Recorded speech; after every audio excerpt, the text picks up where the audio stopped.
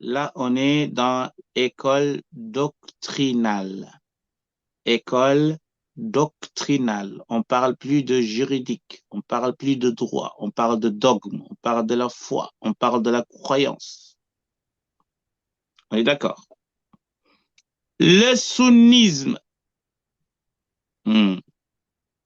le chiisme, le kharidisme, le mourdisme, le mu'tazilisme, l'ash'arisme, le maturidisme, le qadérisme, le salafisme. Ah là là là là là, l'islam aujourd'hui. C'est ça l'islam aujourd'hui. Des groupes. وَكُلُّ حِزْبٍ بِمَا لَدَيْهِمْ فَرِحُونَ. Chaque groupe est content et heureux. C'est nous les meilleurs.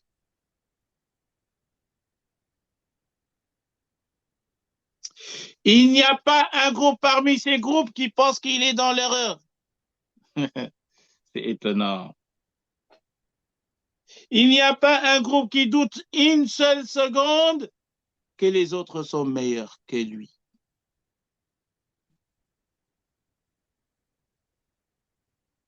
Ça invite à réfléchir, à être modeste, à être humble. C'est pas parce que tu es sunnite, tu es sauvé.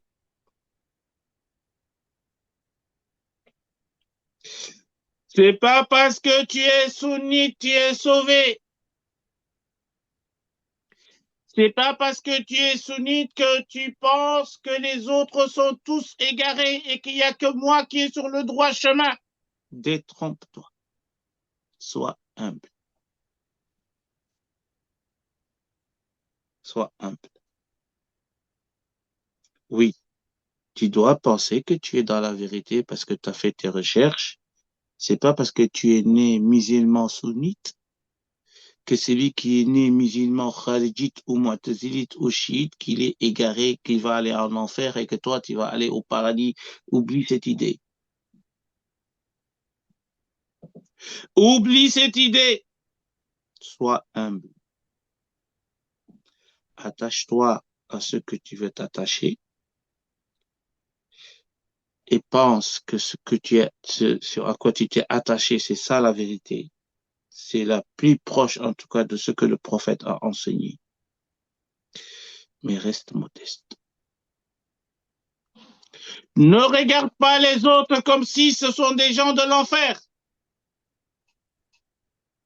Parce que le tableau là que vous voyez dit tout. Chaque groupe, comme dit le Coran, وَكُلُّ حِزْبٍ بِمَا لَدَيْهِمْ فَرِحُونَ. Chaque groupe est content. Il est très heureux. Chaque groupe.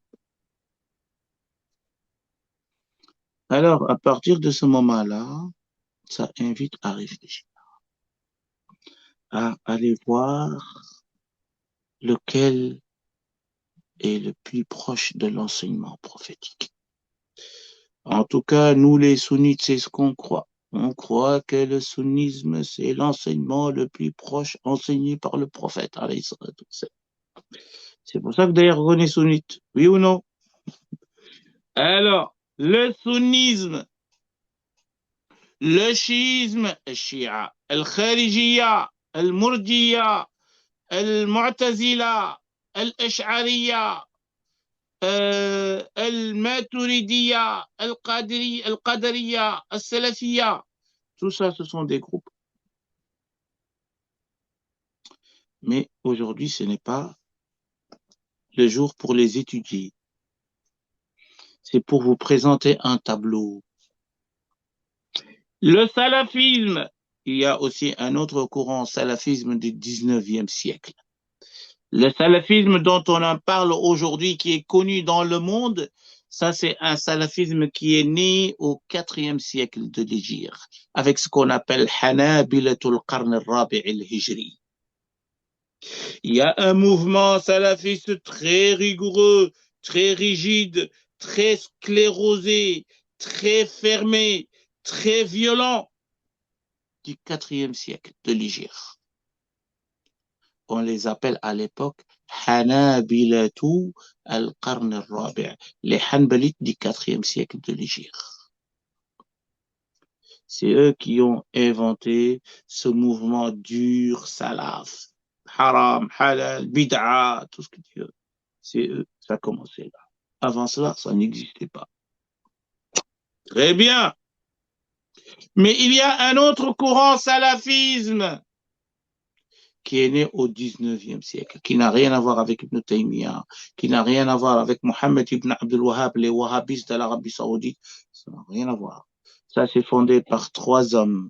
Le premier s'appelle Jamal al-Din al-Afghani. Le deuxième s'appelle Mohammed Abdou. Le troisième s'appelle Mohammed Rashid al-Rida.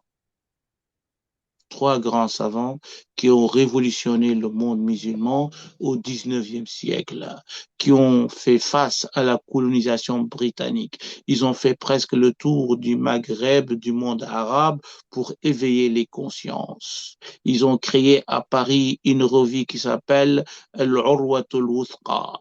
Lorsque Afghani se trouvait à Paris, Mohamed Abdou aussi à Paris, et Mohamed Rashid se trouvait en Syrie, ce qu'on appelle Sham. Et à Paris, ils ont créé une revue. Et dans cette revue, ils ont écrit des articles pour éveiller le monde musulman, particulièrement le monde arabe. Mais les revues arrivaient même jusqu'en Afrique noire. Cette revue-là s'appelle Al-Urwatul Wuthqa, le lien indissoluble. Et on les appelle les salafismes, le salafisme du XIXe siècle. Ça n'a rien à voir avec le courant rigide, dur, haram, bid'a, etc. Très bien. Alors, numéro 1, en bas à droite. Mouvement dogmatique hanbalite du IVe siècle de l'Hégire, c'est ce que je viens de dire. Ibn Taymiyyah au 8e siècle de l'Hégire. Ibn Taymiyyah, il a joué un rôle très important dans la diffusion du courant salafisme. Le salafisme, le wahhabisme de 1744 de Mohammed ibn Abdul Wahhab, lorsqu'il a fait alliance, pouvoir et religion, Mohammed ibn Abdul Wahhab et Al-Malik Saoud. Mohammed ibn Abdul Wahhab, il a fait une alliance avec le prince de l'Arabie Saoudite à l'époque, une alliance pour fonder un État théocratique. Mohammed ibn Abdul Wahhab, il gère la religion et la famille Saoud gère le temporel. Et c'est ce qui règne jusqu'à aujourd'hui. La famille Saoud gère l'État et la famille où Mohammed ibn Abdul Wahhab gère le côté religieux. Et pendant ce temps, à l'époque, je veux dire, ils ont fait la guerre à tous les autres courants. Ils les ont taxés de mushrikoun, des gens qui font des bid'ah, et c'est comme ça que le mouvement s'est fortifié parce qu'appuyé par un pouvoir, appuyé aussi par les Anglais pour semer le chaos et le bordel dans le monde musulman.